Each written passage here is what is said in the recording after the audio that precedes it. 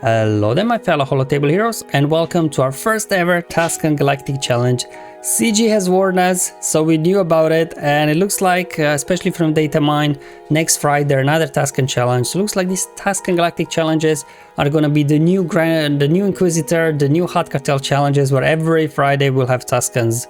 Now initially I was a little bit worried once I saw that, but because the feeds themselves, well, at least in this first one, you only need to use minimum 3 Tuskens to get max reward. So, you know, hopefully as long as we can get these momentum feats every single time, we should be able to keep getting that max crate. Now, as always, I'll cover the modifiers and feats first and then show you the battles. I have 4 battles in total for you today. So I'll have 2 different teams that can get momentum done, and then another one that can get if you have very weak Tuskens, and finally we'll do simple tricks, the one as well at the end. So if you're just interested in the battle themselves, skip through using YouTube chapters below. But otherwise, let's get started with the global modifier Safe Haven for Takodana. Yeah, that's the one with death mark, if you remember. Whoever deals damage first gets death mark applied on them, and this is what we'll be exploiting with our Malak, so that then he will have perma-taunt on him, sort of built-in voluntary vanguard like in Conquest. So we'll be cheesing that with Malak. Now let's have a look a little bit more deeper into the actual modifier here for Tuskens. This is our first actually view at it. So Tusken allies gain 50% max health and defense and 20% speed. So a little bit survivability in speed is always nice. And then at the start of encounter, the weakest enemy is inflicted with ambushed until defeated, and healthiest ally gains thought for free turn. Now, ambushed is really good because whenever a Tusken ally damages an enemy with ambush, we gain more stacks of momentum, which is really good, so more source of momentum. So that 150 momentum actually isn't all that high as it seems at first. And then also whenever an enemy with ambush is defeated, the next weakest enemy is inflicted with ambush. So this is pretty nice, some other bits and bobs in here, but most importantly, Tusken allies will be able to ignore taunt to target whoever is ambushed, but there seems to be a little bit of a bug or something. Like, I don't think you can ignore Mace taunt, or sometimes you can. I think somebody mentioned when Johanny was had ambush on her and she was in stealth, they weren't able to target her. So it looks like this ambush doesn't work completely like described. I'm not sure, but it's the first time, so maybe they'll fix it you know, as the challenges go on. But just to make sure to let you know that there seems to be a little bit strange way of how this works. The enemy modifier, not much to say here really, a little bit of stacking damage there for the Jedi, but yeah, nothing too game breaking here. We definitely have a much better modifier on our hands.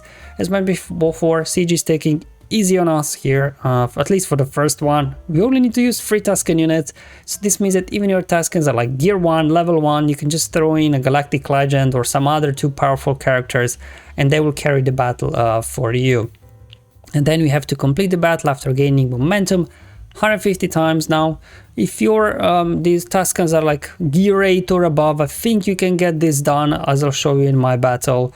Otherwise, you will probably most likely need to use old Boba to get it done, which I'll show you in my second battle. And then finally, winning after using no more than 3 special abilities. I'll just be using CLS for that, as I normally do lately, so it's going to be hopefully straightforward.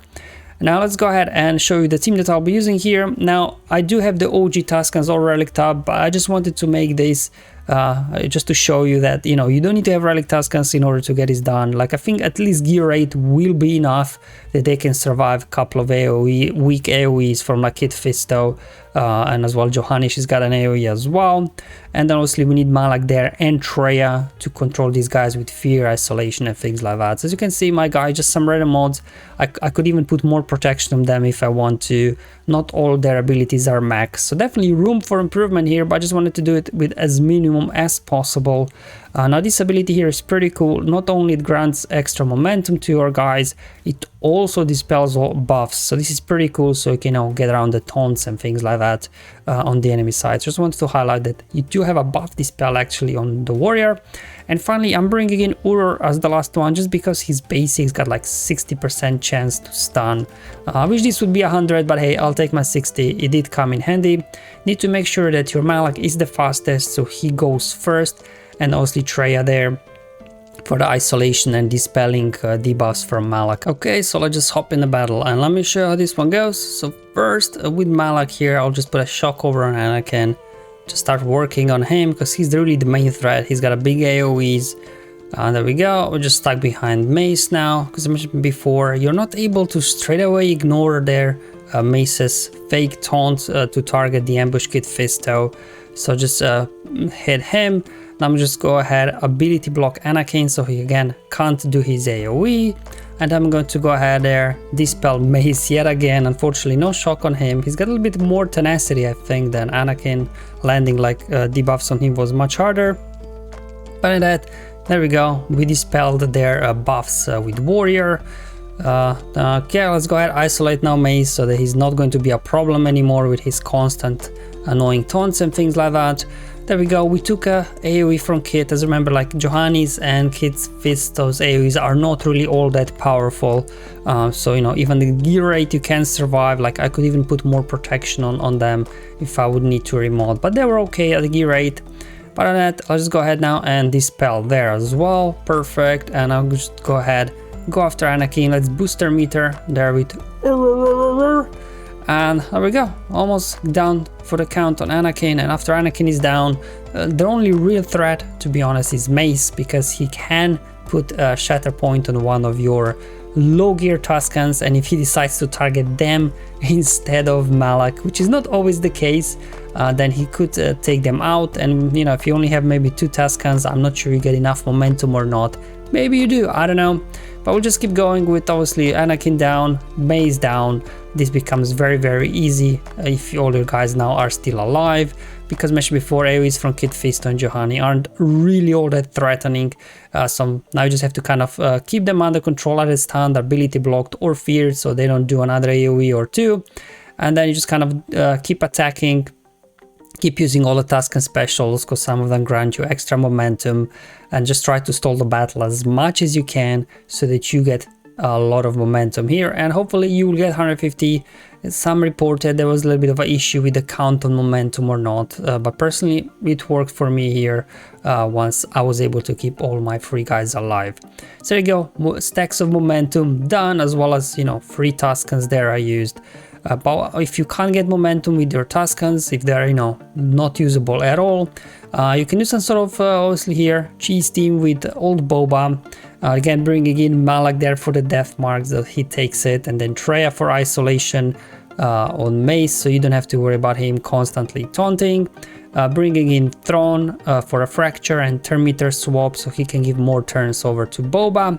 There we go, let's go ahead, start hitting those AoEs. We got 8 stacks of momentum now. I'm going to go ahead here, do a shock on Johanni.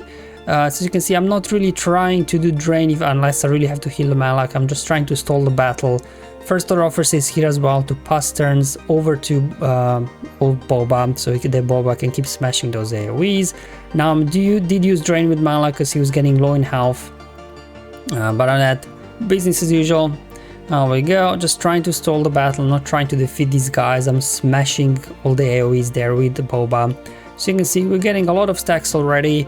There we go, boom, got even 40 there. I think once you reach contract, you start getting more, another 20 there. So we keep get another turn over to old Boba, smash another AoE, 20 more momentum, smash another AoE, 20 more.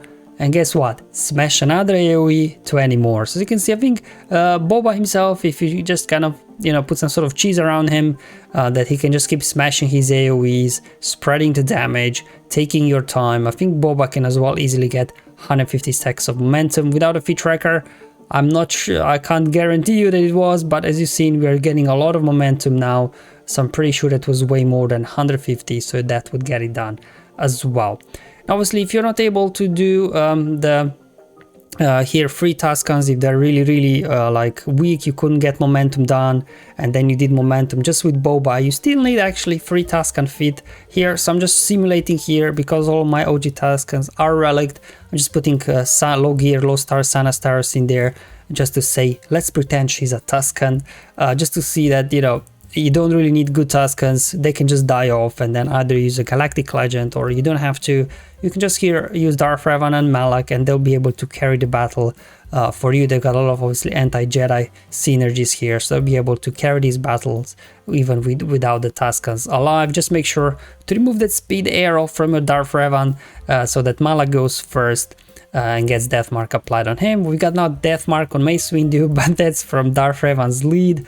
Anakin didn't like that, smacked his AoE, gone are my weak Tuskens, and from here on out, obviously after you take Anakin out, there's no more healing immunity on your Malak. You can just probably hit autoplay at this point, and these guys will carry the battle for you. It's definitely because of the enemy isn't all that powerful, like even if you've got weak Tuskens, as long as you use a Galactic Legend or like 2 powerful characters such as here, you should be able to get it done.